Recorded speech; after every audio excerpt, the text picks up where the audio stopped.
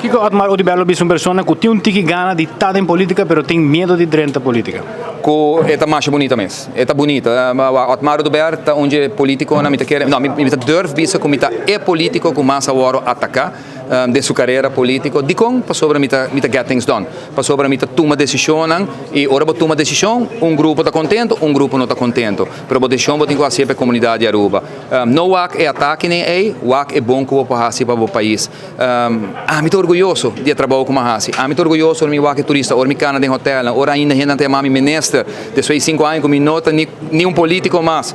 Eta mostra apreço que o gente tem para um trabalho com a Hasi. Ora botou para bacaia mama com tata com 2 chutes bisabo tem de danke Deus bendicional para sobre danke na nossa hora 25 anos, pero não se danke de nos cabeça laga sei tá inspiração para a política e não lo que vou contar aqui para Facebook vai vir a pior eleição aqui praticamente Facebook vai criar aqui porque a mim que sabe me tá calcular me tinha recorde me tá querer se manque só na atrás como 10 meme acaba de mim tem caso aqui pero é quando não tomamos chame mais não o é bigger picture o onde nós podemos na dia e essa é Otmar Odibello aconselhar tudo rende com o telefone nós está viva de uma democracia.